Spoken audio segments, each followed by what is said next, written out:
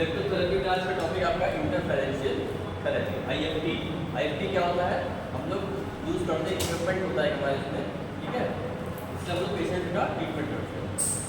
क्या होता है इंटरफेरेंशियल का? इंटरफेरेंशियल therapy type of electrotherapy using medium frequency current. ये एक तरह का इलेक्ट्रोथेरेपी यूनिट है जिसमें हम लोग मीडियम फ्रीक्वेंसी करंट को यूज़ करते हैं to relieve pain, reduce swelling and stimulate circulation. ठीक है, किस लिए यूज़ करते हैं? पेन को कम करने के लिए, स्वेलिंग कम करने के लिए और स्टिमुलेट सर्कुलेशन। किसी भी पेशेंट के साथ अगर मान लीजिए दर्द हो रहा है किसी को, वहाँ पे इसको अप्लाई करते हैं। स्वेलिंग है वहाँ अप्लाई करते हैं और सर्कुलेशन में कोई दिक्कत है वहाँ अप्लाई करते हैं। डिपेंड करता है पेशेंट टू पेशेंट किस पे अप्लाई करना है, किस पे नहीं। प्रॉपर असेसमेंट के बाद आप डिसीजन लेंगे डायग्नोस करके हमें लगाना है या नहीं लगाना है। ठीक है, फिर आता है डेवलप बाई हंस डिमैक। उन्होंने इसका वो किया था, इसका डेवलप किया था 1950। Widely used in physiotherapy for pain management and musculoskeletal rehabilitation. ये हमारे फिजियोथेरेपी में वाइडली यूज होता है, मतलब बहुत बड़े स्केल पे इसको यूज़ करते हैं IFT को, है ना। बहुत ज़्यादा इंपॉर्टेंट मशीन है आपके इसकी। Widely use in physiotherapy for pain management में यूज़ करते हैं, पेन कम करने में, एंड मस्कुलोस्केलेटल रिहैबिलिटेशन। ठीक है, मस्कुलोस्केलेटल जो प्रॉब्लम है, किसी को चोट लगी है, पेन है, दर्द है, किसी को समस्या है, उसमें अपन उसको रिहैबिलिटेशन में यूज़ करते हैं IFT। ठीक है,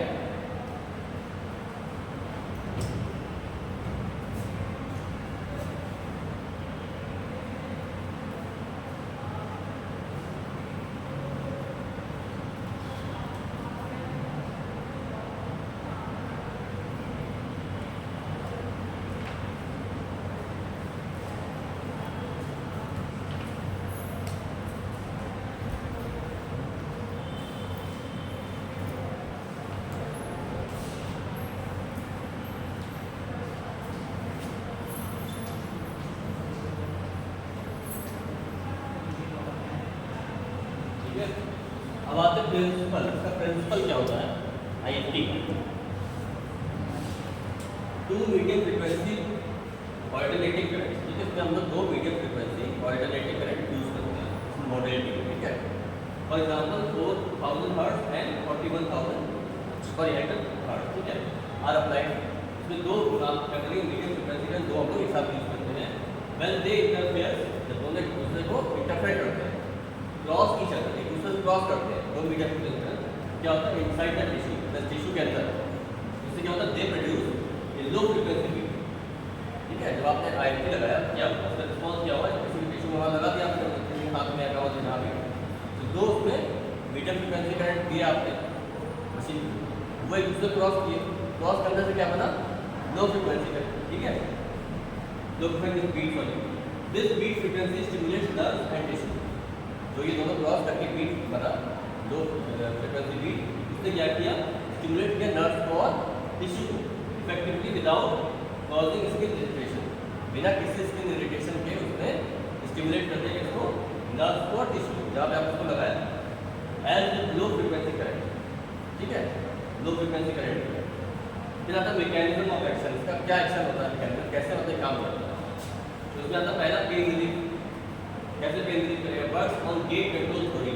पेन गेट थ्योरी पढ़ाई है ना, ये किस पे काम करता है? Works on gate control theory stimulate large A beta fibre. ये क्या करता है?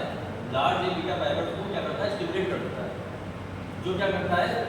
पेन गेट को क्लोज कर देता है।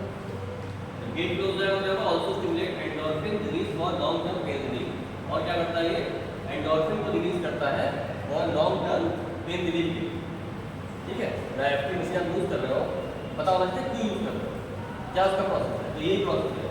पेन रिलीफ भी क्या करेगा? Works on gate control theory stimulate large A beta fibre closes pain gate. तो ये हमारे बॉडी में जो पेन गेट होते हैं उनको बंद कर देगा। जब इसको एक्टिवेट स्टिमुलेट कर देगा तो पेन गेट हमारे बंद हो जाएंगे। पेन गेट बंद हो गए तो सिग्नल जाएगी पेन गेट, तो पेन अपना ऑटोमेटिक कम हो गया। ठीक है, वो पेट जैसे गया कि आपने बोला ब्लॉक करने और बाद में जैसे वहाँ पर कोई दिक्कत है ना, तो बाद में फिर शुरू नहीं हो सकता एक बार अगर नहीं तो उसके फिर देखो, जब कोई दवा खाते पेन किलर तो क्या करते हैं? वो भी यही काम करते हैं। किसी को मान लो अचानक किसी को चोट लग गई, एक्सीडेंट हो गया, पेन किलर देते हैं कि इमीडिएट उसको आराम मिल जाए, देते हैं ना।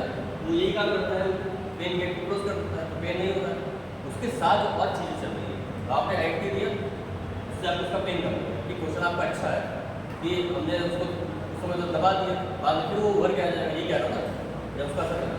तो उस समय क्या करना है, उसके साथ साथ आप जो अपनी मैनुअल टेक्निक्स लगा रहे हो, ठीक है शिव, आप मैनुअल टेक्निक्स लगा रहे हो, पेन तो आपने कम कर दिया, लेकिन उसके साथ जो आप एक्सरसाइज करा रहे हो या मैनिपुलेशन जो करा रहे हो, उससे क्या होगा, उसका जो भी कॉज था, मान लीजिए नस दबी होगी, ठीक है, आपने लगाया उससे उसका पेन तो कम हो गया, लेकिन नस दबी के साथ साथ आपने क्या किया, स्ट्रेचिंग कराई, मोबिलाइजेशन कराया, ये सारी टेक्निक जो कराई, उससे क्या हुआ, उससे कॉज खत्म हुआ। जो नस दबी थी या आपको मान लो स्वेलिंग है ना, वहाँ क्या किया, सिकाई कराई, अगर आइस की तो आइस की कराई, गर्म की तो गर्म कराई, उससे क्या हुआ, उसने वहाँ पे उसको स्वेलिंग डाउन किया। तो जब ये सारी चीज़ें साथ में काम करेंगे, पेन हमारे से कम कर दिया है, ये साथ साथ क्या करता है, सर्कुलेशन को भी बढ़ाता है। तो किसी पार्ट में मान लो कोई इंजरी है, तो उसका सबसे अच्छा इलाज क्या होता है, उस पार्ट का सर्कुलेशन होना चाहिए। मान लो मैं चोट लगी, तो जब इसका सर्कुलेशन होगा तो यहाँ पे जो भी डैमेज सेल्स है या ब्लड है गंदा, वो इकट्ठा है, जब ड्रेन होता है कैसे, स्वेलिंग, सिकाई में करते हैं, गर्म सिकाई क्यों करते हैं, गर्म सिकाई क्यों करते हैं,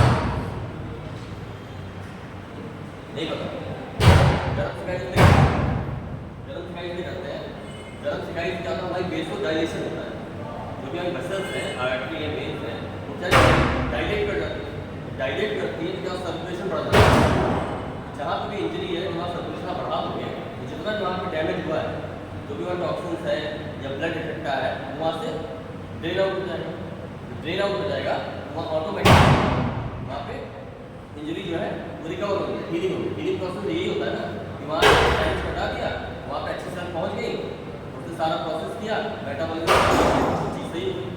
तो इसका काम क्या है, ये सर्कुलेशन को बढ़ाएगा, पेन कम करेगा, साथ में आप एक्सरसाइज करा रहे हो, स्ट्रेचिंग करा रहे हो, है ना। अब मान लीजिए किसी को आपने स्ट्रेचिंग कराई, उसको ऑलरेडी पेन था, उसका पेन और बढ़ जाएगा, अगर लेकिन IFTS आप यूज़ कर रहे हो, पेन उसका नहीं बढ़ेगा, ठीक है। तो दोनों चीज़ें चलते हैं, IFT लगाया पेन कम करने के लिए, सर्कुलेशन बढ़ाने के लिए, और साथ साथ आपने मैनिपुलेशन कराया, उससे क्या हुआ, उसका कॉस्ट खत्म हो गया, ठीक है। मान लीजिए आए जैसे गर्दन मान लो स्पॉन्डिलाइटिस टाइट है, बहुत पेन है, ठीक है, आपने स्ट्रेचिंग कराई, आपने करा दिया, उसके बाद क्या होगा, सब पेन बढ़ सकता है, क्योंकि टाइट फाइबर्स से खुलने का दर्द बढ़ जाता है। उस केस में आपने IFT या कुछ इस तरह की मॉड्यूलिटी लगा दी, वो क्या करेंगे, पेन को सबसाइड कर देंगे, पेन गेट थोड़ी काम करके गेट क्लोज कर देंगे, उसको दर्द नहीं होगा। तो आपने जो भी टेक्निक लगाई वो उस पर काम करेगी, ठीक है, समझ आया, ठीक है। तो यहाँ पर हम क्या आगे बढ़ते हैं, मसल्स को तो लगते ही नहीं, मसल्स का इफेक्ट है कि हमारे नर्व्स और टिश्यू क्या होता है, सर ये IFT जो है वो टिश्यू मसल जो होता है, अच्छा सर, ये पेट रिलीफ के लिए है, पेट फिर सर वो जो स्टिमुलेट भी नहीं करता, क्या चीज़ है, मसल स्टिमुलेट वो अलग चीज़ है, वो अलग चीज़ है।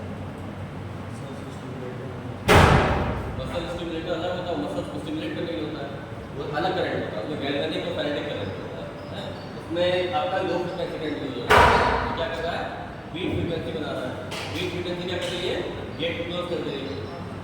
आपके जो IFT और टेंस पढ़ा था ना, टेंस और IFT आपका पेन पे काम करता है, मसल स्टिमुलेटर आपका मसल्स पे काम करता है, जहाँ मसल का वीकनेस हो या ट्रॉफी हो, वहाँ पे मसल स्टिमुलेटर काम करेगा, तो सबका अलग अलग और सर सर्कुलेशन सर्कुलेशन तो करेगा ही, ये और मसल वो भी करेगा, और टेंस वो भी करेगा, सर्कुलेशन तीनों करेगा, ठीक है। कई मसल का कॉन्ट्रैक्शन अगर हो रहा है, सिक्योरिटी फैल रही है, वहाँ तो ऑटोमेटिक सर्कुलेशन होगा, तो चीज़ सिक्योरिटी फैल तो ब्लड को सर्कुलेट किया ना,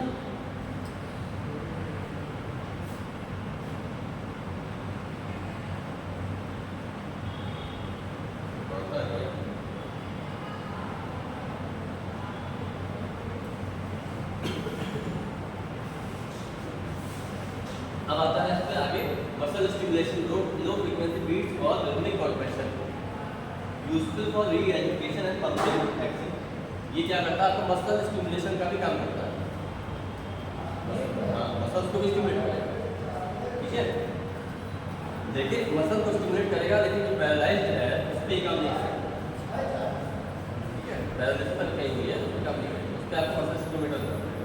पैरालिसिस पेशेंट को ART नहीं दे दे सकते हैं, मतलब कहने का पैरालिसिस पे इतना इफेक्टिव नहीं होगा।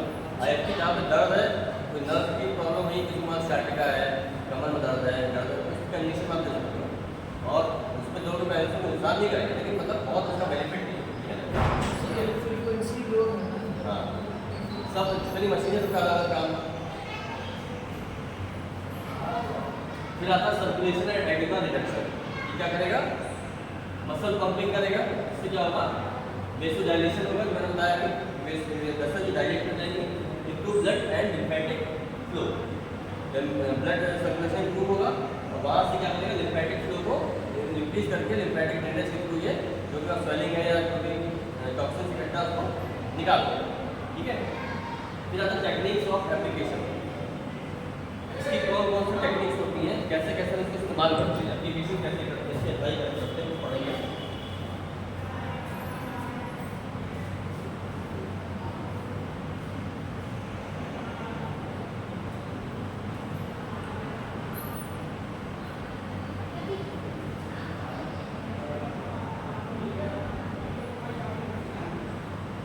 पहला होता है क्वाड्रिपोलर टेक्निक। ठीक है, इसकी बहुत तरह की इलेक्ट्रोड प्लेसमेंट उसका अलग अलग होता है। पहला होता है क्वाड्रिपोलर टेक्निक। इसमें क्या करेंगे? 4 इलेक्ट्रोड, 4 इलेक्ट्रोड होंगे अलग अलग, है ना, place in A cross pattern. जब 4 इलेक्ट्रॉन लगा दिए, 1 2 3 4, ठीक है, तो एक होता है रेड, जैसे एक चैनल में 2 इलेक्ट्रॉन होते हैं, एक रेड ब्लैक होता है, ब्लैक ब्लैक होता है। क्रॉस क्या करेंगे? रेड रेड ब्लैक ब्लैक, समझ गए? कंफ्यूजन नहीं सर, वो लगाया होगा ना, IFC में क्रॉस लगाते हैं। ये होता है आपका क्वाड्रिपोलर टेक्निक। ऐसा नहीं कि आप रेड रेड लगा दिया और ब्लैक ब्लैक लगा, क्वाड्रिपोलर में क्रॉस होता है, रेड रेड ब्लैक, ठीक है, क्रॉस होता है। यस सर, बीच में है रेड रेड तो हमारे यहाँ पर हो रहा है, तो एक रेड यहाँ लगा, एक रेड यहाँ लगा, एक ब्लैक यहाँ, एक ब्लैक, ठीक है, इस तरह से लगा दिया। फिर आता है interference occurs inside tissue at the point where current cross. अब क्या हुआ? इससे करंट जो क्रॉस हुआ है ना, क्रॉस हो रहा है, तो जिस पॉइंट पेन है उसको क्रॉस कर रही है, वहाँ पर बीट फ्रीक्वेंसी कमी, उसने क्या किया? पेन को कम किया। ठीक है, फिर आता है मोस्ट कॉमन मेथड है आपका दूसरा बाइपोलर टेक्निक। बाइपोलर टेक्निक क्या आएगा? 2 इलेक्ट्रोड होंगे, इसमें 2 इलेक्ट्रोड का खाली यूज करेंगे। एक तो था आपका याद है क्वाड्रिपोलर, दूसरा होता है बाइपोलर।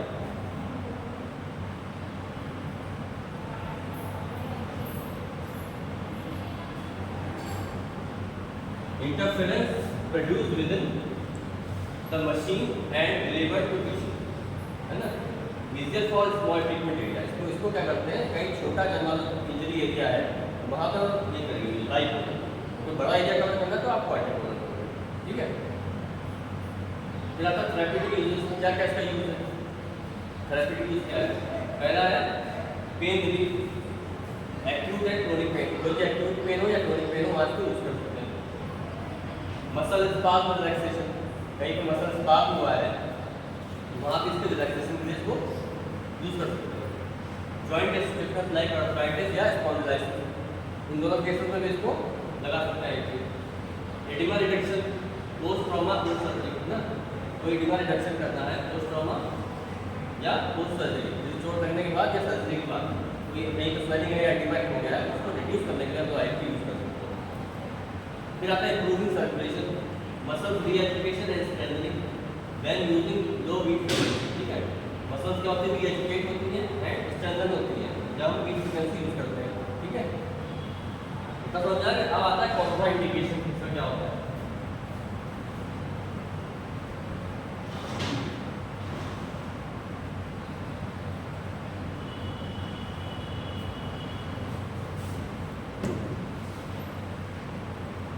कॉन्ट्राइंडिकेशन में आपका आएगा कार्डियक, पेसमेकर और इम्प्लांटेड इलेक्ट्रॉनिक डिवाइस। कोई भी किसी के अंदर मान पेसमेकर समझते हो?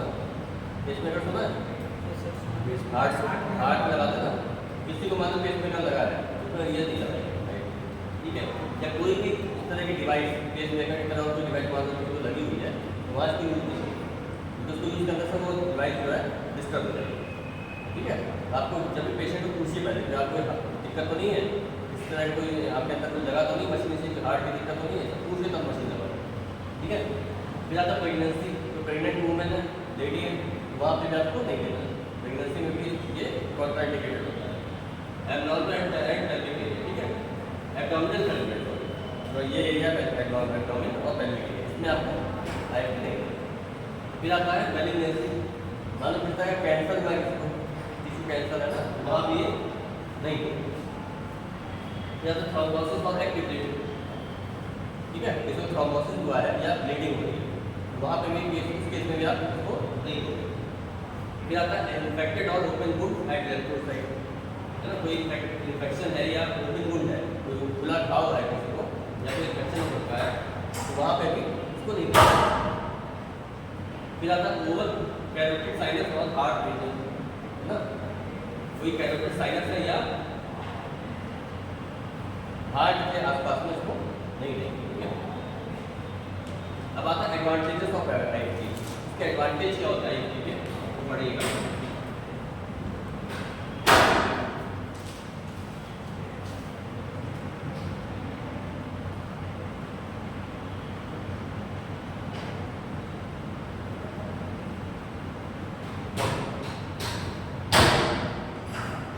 एडवांटेज इसका क्या है, कंफर्टेबल होता है, पेनलेस होता है फॉर पेशेंट, है ना, आप लगाओगे उसको बहुत कंफर्टेबल लगेगा, कोई दिक्कत नहीं लगेगी, and painless for patient, painless होगा। Medium frequency penetrate easily, medium penetrate होता है वो बहुत इजीली पेनिट्रेट कर जाता है स्किन में। फिर आपसे covered large deeper tissue than TENS, ये टेंस से कंपैरेटिवली बड़ा एरिया कवर करता है और ज़्यादा डीपली जाता है। किसी को थोड़ी सी पता है तो पर टेंस से ज़्यादा अगर मतलब प्रॉब्लम ज़्यादा है तो आप वहाँ पे एंटी, ठीक है। Flexible can be used for acute and chronic condition, इसको आप एक्यूट और क्रोनिक दोनों कंडीशन में यूज कर सकते हैं।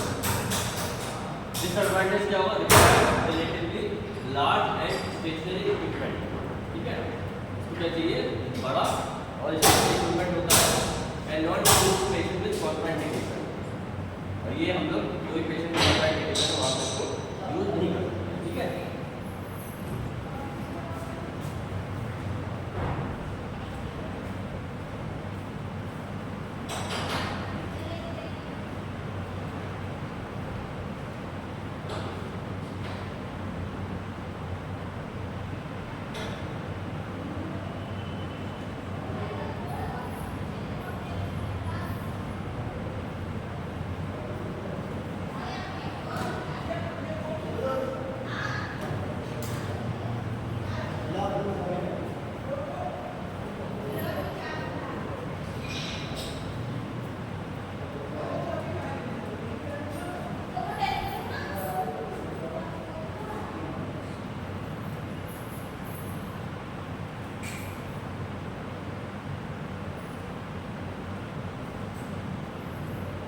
आगे टॉपिक अगला है इलेक्ट्रो डायग्नोस्टिक टेस्ट, क्या होता है, ठीक, आईएफटी का आपका टॉपिक खत्म हो गया है, तो दूसरा टॉपिक है इलेक्ट्रो डायग्नोस्टिक टेस्ट, हम लोग यूज करते हैं use in physiotherapy to assess the excitability and integrity of nerves and muscles using electrical stimulation.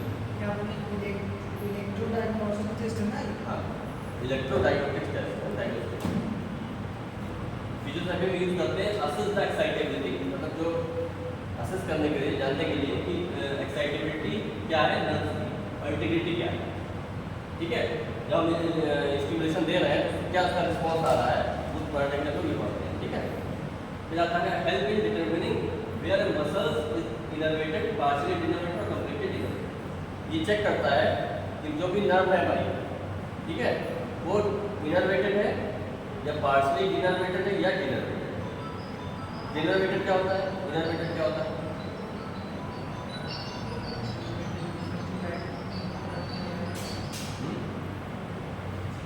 Shivam, innervated क्या होता है और डी इनर्वेटेड क्या होता है,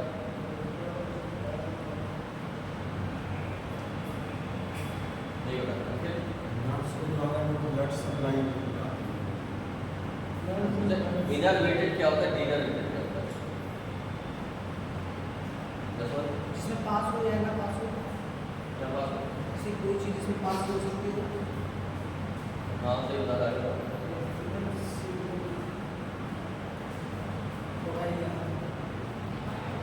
डीइनर्वेटेड नर्व्स वो होती हैं जिनमें सेंसेशन नहीं होता, इनर्वेटेड होती है जिनमें सेंसेशन होता है, और पार्शियली कौन सी होती है जिनमें कम हो जाता है। एक होता है किसी को चोट लगी, हल्का सा मान लो इंजरी हो गई, तो वहाँ पार्शियल डिनर्वेशन होगा, हल्का सा नर्व में दिक्कत आएगी, और पूरी कट गई अगर तो वो डिनर्वेटेड होगा।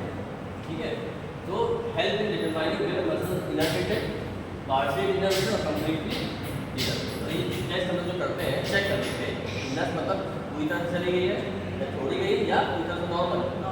ठीक है, essential for planning electrotherapy treatment. Electrotherapy treatment तभी हम दे पाएंगे जब हमें पता हो नस कितनी डैमेज है। एम ऑफ इलेक्ट्रोडायग्नोस्टिक टेस्ट का एम क्या है? To study response of nerve muscles to electrical current. हम स्टडी करते हैं response of nerve and muscles to electrical current, मतलब हमारा इलेक्ट्रिकल करंट आप दे रहे हो मशीन से, उसका नर्व पे और मसल पे क्या असर आ रहा है, वो स्टडी आप करते हो इलेक्ट्रोडायग्नोस्टिक टेस्ट, है ना, to differentiate between nerve region and muscle pathology.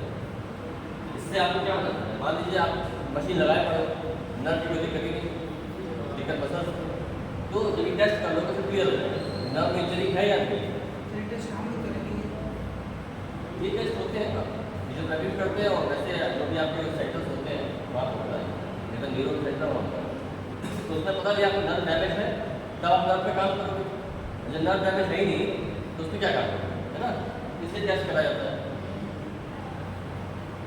To differentiate between nerve region and muscle pathology, मतलब कि मसल्स पे कोई इंजरी है या नर्व में इंजरी है पता करेंगे। To select suitable correct type of treatment, जो आपको पता चल गया कि किस तरह की दिक्कत है ना, उसके हिसाब से आप बैंड यूज करो।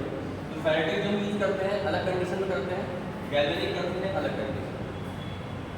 गैल्वेनिक यूज करते हैं डीनर्वेटेड मसल नर्व में, और फेरेटिक यूज करते हैं इनर्वेटेड में। ठीक है, to monitor progress of recovery after nerve injury, इसको हम लोग क्यों करते हैं, जिससे कि हम मॉनिटर कर सकते हैं कि हमारी जो नर्व इंजरी हुई है उसमें हम ट्रीटमेंट दे रहे हैं तो क्या रिकवरी आ रही है ना, टेस्ट से पता चलेगा। फिर आता है टाइप्स ऑफ इलेक्ट्रोडायग्नोस्टिक टेस्ट, तो कौन कौन से टाइप के होते हैं टेस्ट।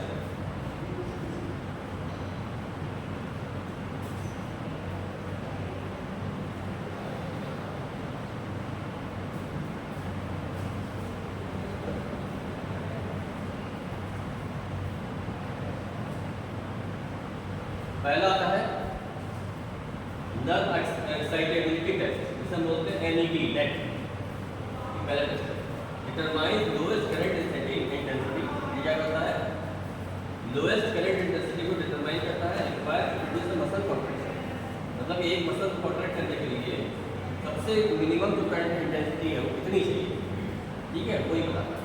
ठीक है, हेल्थ चेक नर्व एक्साइटेबिलिटी, ये हेल्प करता है नर्व की एक्साइटेबिलिटी चेक करना। सेकंड आता है strength duration curve, LG curve. ये क्या होता है, ग्राफ प्लॉटेड, एक ग्राफ बनाते हैं प्लॉटेड बिटवीन स्ट्रेंथ और स्टिमुलेशन। ठीक है, ग्राफ बनाएंगे strength of stimulation and duration, जो भी स्टिमुलेशन हो रहा है उसकी स्ट्रेंथ और ड्यूरेशन मतलब कितनी देर के लिए हो रहा है उसके लिए कम बनाते हैं। Needed to produce minimal contraction, जो भी एक मिनिमम कॉन्ट्रैक्शन हो रहा है उसको जानने के लिए हम लोग एलजी कर्व बनाते हैं। ठीक है, स्ट्रेंथ ड्यूरेशन कर्व।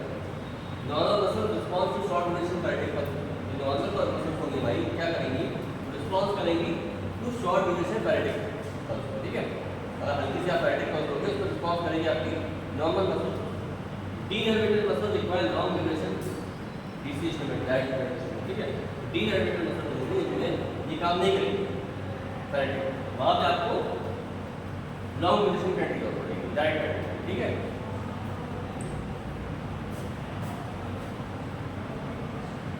सभी इलेक्ट्रोडायग्नोस्टिक जो टेस्ट है उसको हिंदी में बड़ा अजीब नाम से बोला जाता है, विद्युत नैदानिक परीक्षण। हिंदी में तो मुश्किल होता है, मेडिकल का आपको जो शब्द है इंग्लिश में बहुत हिंदी मुश्किल है। हिंदी में वो तो बता रहा हूँ, मतलब इसके सब मैं इंग्लिश में उसके वो लिखूँगा एक्सप्लेनेशन, बट ये तो हिंदी में इंग्लिश में लिखूँगा, इसको देख रहे हैं देखिए कैसे दिया है। तो क्या बोलते हैं हो गया ये आपका डीसी स्टिमुलेशन। ठीक है, पार्शियली डिनर्वेटेड मसल आपको देंगे इसमें इंटरमीडिएट रिस्पॉन्स। ठीक है, फिर आता है थर्ड प्रोनेक्सी एंड डियोबेस। प्रोनेक्सी एंड डियोबेस ये बात चल रही थी टेस्ट की, कौन कौन टेस्ट करेंगे। ठीक है, पहला था एलईटी, दूसरा था strength duration curve, LG curve, तीसरा है प्रोनेक्सी एंड डियोबेस।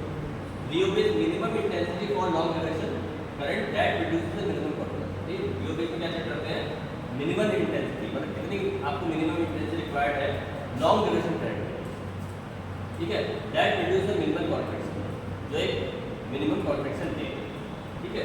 क्लोनेक्सी क्या होता है, मिनिमम टाइम, इसमें क्या था, मिनिमम इंटेंसिटी हो गया वीडियो बेस और क्लोनेक्सी हो गया minimum time first duration required at twice the rheobase intensity to cause the contraction, मतलब कितना मिनिमम टाइम चाहिए एक मसल्स को कॉन्ट्रैक्ट करने, तो आ गया आपका chronaxie, indicators of nerve muscle health, ठीक है।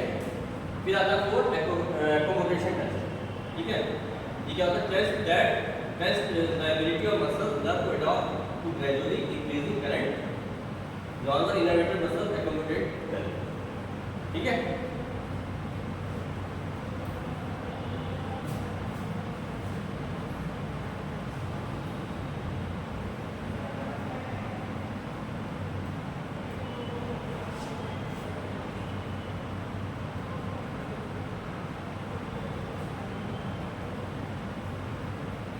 अब आता है faradic and galvanic test. Faradic galvanic test क्या होता है, faradic response good innervated muscle, absent in innervated muscle, मतलब फैरेटिक यूज करते हैं कहाँ पे, इनर्वेटेड मसल, और गैल्वेनिक यूज करेंगे डी इनर्वेटेड, मतलब जहाँ पे नर्वों में जान है, सेंसरी है, वहाँ फैरेटिक यूज करो, और जहाँ पूरी तरह से नस कट चुकी है, मतलब कोई वहाँ पर सेंसेशन नहीं है, वहाँ बहुत ही डी इनर्वेटेड, वहाँ गैल्वेनिक यूज करो, ठीक है। Faradic response good in innervated muscle, absent in denervated muscle, galvanic कहा तो कि sluggish contraction seen in innervated muscle, ठीक है।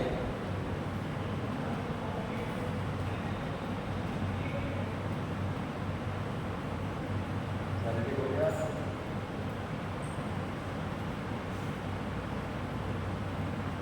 फिर आता है फाइंडिंग्स इन इलेक्ट्रोडायग्नोस्टिक टेस्ट, ठीक है। तो नॉर्मल मसल में क्या आएगा, quick contraction in faradic current, good accommodation, normal SD का, है ना।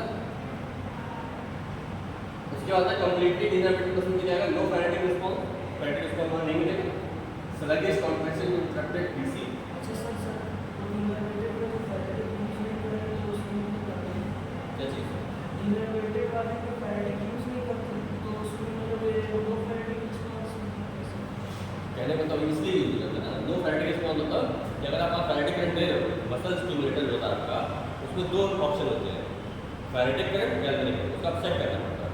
तो अब मान लो डिनर्वेशन है, मसल डिनर्वेटेड, आप ध्यान दीजिए, आपने फैरेटिक लगा ये ना, समझ लो मशीन एक ही है, उसी में एक बटन लगा है फैरेटिक के लिए, एक गैल्वेनिक के लिए, मान लो फैरेटिक पे लगा हुआ है, आप ध्यान दीजिए, और जो पेशेंट है उसको फैरेटिक की जरूरत नहीं है, क्योंकि उसकी नर्व जो डैमेज है, उसमें लगाना आपको गैल्वेनिक, आप फैरेटिक दिए जा रहे हो, तो फैरेटिक वही लिखा हुआ है, नो रिस्पॉन्स, अगर फैरेटिक गलती लगा लेते हो एब्सेंट इन डिनर्वेटेड मतलब वहाँ पर कोई रिस्पॉन्स आपको नहीं दिखेगा फैरेटिक से, ठीक है, वहाँ आपको गैलेंटिक यूज करना है।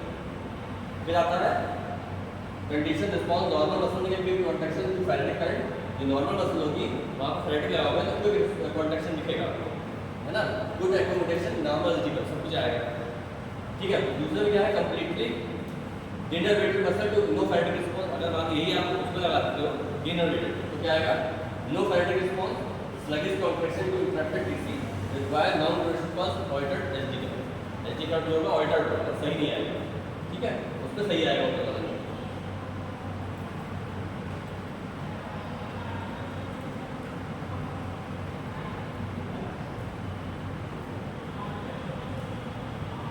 अब आता है partial denervated muscle, weak absent faradic response, इसमें क्या होगा, वीक आएगा फैरेटिक रिस्पॉन्स या फिर पार्शियल, है ना, absent, some galvanic response and normal SD का, ठीक है।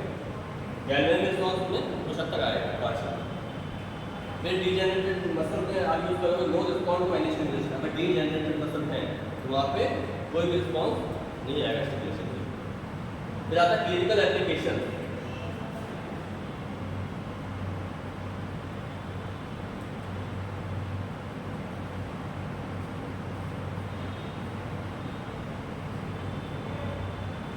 डायग्नोसिस ऑफ नर्व इंजरीज, ये एप्लीकेशन कहाँ का देंगे इसको, अगर मान लो कि आपको पता चल रहा है कि नर्व इंजरी हुई है, डायग्नोस करने पता चल गया किसी टेस्ट से कि वहाँ पर नर्व इंजरी है, तो न्यूरोप्लेक्सिया है ना, एक्सॉन का बेसिस है या न्यूरोन बेसिस है, ये नर्व की इंजरी है, न्यूरोप्लेक्सिया एक्सॉन पे मैसेज 0 मतलब नर्व किस लेवल पे इंजरी हुई, कितनी है, पार्शियल है या फुल है। तो diagnosis of nerve injury neurapraxia and axonotmesis and neurotmesis. ये लेवल होता है कि थोड़ा सा कट लगा है, उससे ज़्यादा लगा या बिल्कुल कट है ना। तो डायग्नोसिस कैसे होगी, आपका टेस्ट जो होते हैं जैसे नर्व कंडक्शन वेलोसिटी होता है, एनसीवी टेस्ट होता है, जिससे पता चल जाएगा आपको कि कौन सी नर्व डैमेज है कौन सी नहीं, कितने लेवल पे डैमेज है पता चल जाएगा। Differential between nerve region versus myopathy है ना, जो भी आपका नर्व रीजन है या मायोपैथी है, इससे आपको पता लगाना है। मान लो मसल्स का काम है तो मसल्स का काम करोगे, नर्व्स का काम है तो आप नर्व पे काम करोगे, ठीक है। जैसे एक केस हमारे पास आया था, उसको यहाँ पे फ्रैक्चर हुआ था, प्लेट लगी, प्लेट लगने के बाद जब प्लेट लगाई गई तो गलत तरीके से लगी, वहाँ पे उसकी नर्व तब गई, नर्व तबने के रेडियल नर्व इंजरी हुई, हाथ ऐसे हो गया, हड्डी तो उसकी जुड़ गई तो हाथ हमेशा कैसे हो, हाथ ऐसे उठ गया, ठीक है। फिर हम लोग क्या किया, हमारे पास आया, डॉक्टर ने बोला कि उसका नर्व दबी है और ये जब एक्सीडेंट हुआ था उस समय हड्डी के बीच में नर्व दबी है, उसकी दोबारा से ऑपरेशन करके नर्व खोलना पड़ेगा।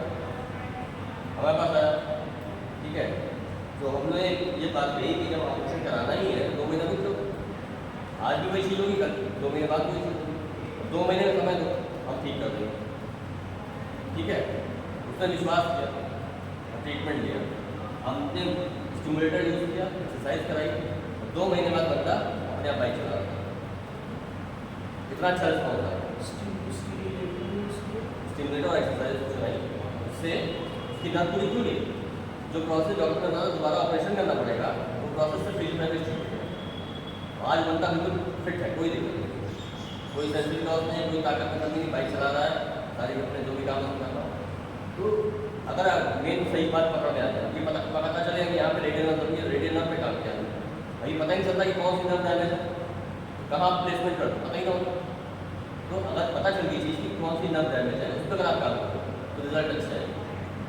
अब पता लगा है रेडियल नर्व अल्लाह पे काम कर, मीडियम नर्व पे काम कर रहा है, कहाँ रिस्पॉन्स है, इसीलिए टेस्ट करना जरूरी होता है, ठीक है। तो आ गया selection of appropriate current type of for stimulation. आपको सिलेक्शन करना है सही करंट का कि नर्व डैमेज कितनी है, पूरी है या कम है, उसके अकॉर्डिंग आप गैल्वेनिक फैरेटिक यूज़ करोगे ना, कौन सा यूज़ करना है। Monitoring progress of reinnervation during rehabilitation, आपको मॉनिटर करते रहना है कि कितना उसका मसल जो रीइनर्वेटेड है नर्व, कितनी रिहैबिलिटेशन के बाद इनर्वेटेड हो रही है, उसमें कितनी ज़्यादा है। एडवांटेज के नॉन इन्वेसिव होता है, सिंपल टू परफॉर्म ना, ये इन्वेसिव नहीं है और मतलब उसको काटाकुटी नहीं करते हैं ना, कोई पिंच नहीं करते, कोई निडल नहीं लगा रहे, नहीं कर रहे, सिंपल टू परफॉर्म है ना, लगाने में आसान होता है। Useful in planning electrotherapy protocol है ना, जो भी आप इलेक्ट्रोथेरेपी प्रोटोकॉल यूज़ कर रहे हो उसमें ये बहुत यूजफुल रहता है। Limitation required patient cooperation, patient का कॉपरेशन जरूरी होता है ना, पेशेंट आपको कॉपरेट नहीं करेगा तो 2 दिन में बात किया तो आप कैसे करोगे। रिजल्ट में valley with electrode placement and skin resistance है ना, रिजल्ट है वो वैली कर सकता है इलेक्ट्रोड प्लेसमेंट पे और स्किन रेजिस्टेंस। मान लीजिए आपने प्लेसमेंट सही नहीं किया तो आपका रिजल्ट जो है वो वैली कर सकता है, जो चीज़ आनी चाहिए 10 दिन वो 15 दिन में होता है ना। या किसी भी स्किन रेजिस्टेंस, मान लो स्किन आप लगा रहे हो, उसकी स्किन रेजिस्ट कर रही है, बर्दाश्त नहीं कर पा रही है, तो आप पूरी तरह से ट्रीटमेंट देखेंगे होगा, वहाँ भी डिले हो जाए। तो सर वहाँ तो जेल तो लगा, जेल लगाने का मतलब होता है किसी किसी की स्किन ओवर सेंसिटिव होती है, जैसे आपने मान लो किसी को 2 इंटेंसिटी दी है, देखा मशीन ना नॉब होती है 1 2 3 4 इंटेंसिटी होती है, मान लो किसी को आप 2 इंटेंसिटी दी, वो बर्दाश्त कर लेगा तो क्या और बढ़ा देगा, उसने अगर बर्दाश्त कर दिया 5 तक दिया, खूब बढ़िया कॉन्ट्रैक्शन दिख रहा, हाथ ऐसा चल रहा है ना, उसने बर्दाश्त कर लिया। उसी की कंपेरेटिव दूसरा पेशेंट है सेम प्रॉब्लम, अब वो 2 इंटेंसिटी बर्दाश्त ही नहीं कर पा रहा, अब 2 के हाथ की तरह हमारा कर, एक का इतना चला रहे हो, एक का खाली इतना चल रहा है, अंतर आएगा इम्प्रूवमेंट में, बस इसकी पूरी नर्व काम कर रही है ना, उसने 10 दिन ट्रीटमेंट लिया फिट हो गया, एक है हल्का का ले रहा है, तो वही चीज़ बंदा 20 दिन लग सकता है, ये डिफरेंस होता है। तो आप उसको गाइड करिए, थोड़ा सा बर्दाश्त करिए। अब बहुत ज़्यादा प्रॉब्लम अलग बात है तो नहीं कर पाओगे, लेकिन अगर पेशेंट कई बार डर जाते हो, यार पता नहीं क्या लगा दिया, ये हो जाएगा वो हो जाएगा, उसको फिर काउंसलिंग करनी पड़ेगी, समझाइए कहते इससे कुछ नहीं होगा, कोई नुकसान नहीं है, ठीक है। ये आपको अभी 1 दिन लगेगा 2 दिन लगेगा, तीसरे दिन आप कहोगे और बढ़ा दीजिए, पेशेंट हमारे पास आते हैं लोग 1 की टेस्ट लगाओ, पहले दिन 2 4-5 में गिर जाएंगे, ये थोड़ा और टेस्ट कर दो, थोड़ा और टेस्ट कर दीजिए। मैं रुक था, ये मेरा पैर जो था ये नी से ऐसे में मुड़ गया था, मतलब दोनों में लड़ाई हो गई दोस्तों में ऐसे ही। तो मेरा सर इतना दर्द हो रहा था, कुछ हो नहीं रहा। अब शेख सर के पास गए तो अब शेख सर ने मुझे IFT लगाया था सर। उसमें मतलब इतना ये इफेक्टिव होता है सर कि आधे घंटे